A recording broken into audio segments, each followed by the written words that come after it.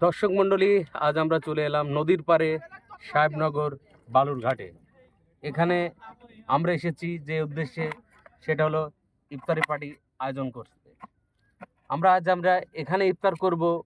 আমাদের সাথে আছে চান্দু ভাই, মিরাজুল, রাজন, আমাদের সভাপতি রাজন আর শিলন, আর সাথে আছেন ক্যামেরাম্যান হিসাবে চঞ্চল।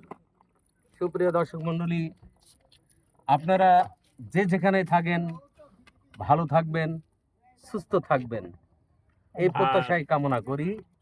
আশা করি আপনারা এইরকম দৃশ্য উপভোগ করতে আসবেন, এখানে ইফতারি পার্টি দিবেন। আর ছোট বড় সবাইকে নিয়ে এই ইতিহাসটাকে দেখানোর জন্য আহ্বান করছি। আমাদের এখানে নদীটা ভেঙে গেছিল, এখানে বুলাক দেওয়ার পরে নদীটা আপাতত স্থগিত ভালো আছে। প্লাস আমরা এখানে ইফতারি করতে আসছি, আশা করি আপনারা এখানে আসবেন, ভালো লাগবে, আমরাও আসছি।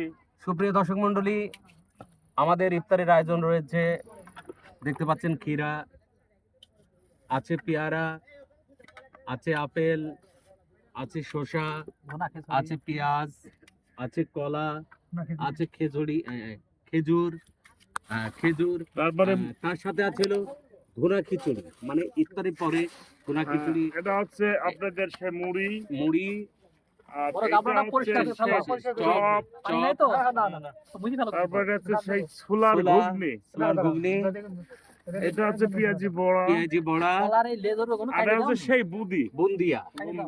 আর সাথে রয়েছে এই যে Shezan mango juice. Shezan mango juice খুব খেতে সুস্বাদু। দেখতে পাচ্ছেন আজকের ইফতারের আয়োজন। তবে আশা করি আপনারাও এমন খাবেন, শরীরটা সুস্থ রাখবেন, এই প্রত্যাশাই কামনা করি।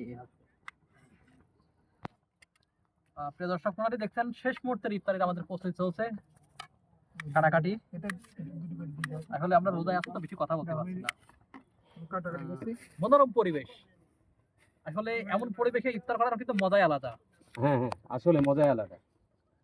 আমরা তো প্রত্যেক বছর বাড়িতে ইফতার করি, আর তার প্রেক্ষিতে আমরা চেষ্টা করি যে সবাই মিলে স্মরণীয় একটা দিন, যে ইফতারটা বাইরে করব, সুন্দর একটা পরিবেশে থাকবে।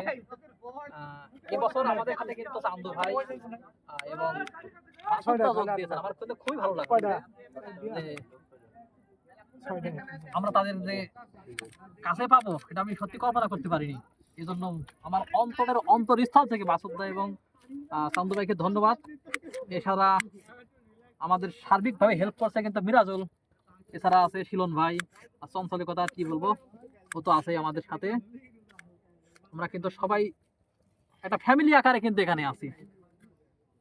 পাকড়ে দাও সবাইকে মিল করি। আগের দিন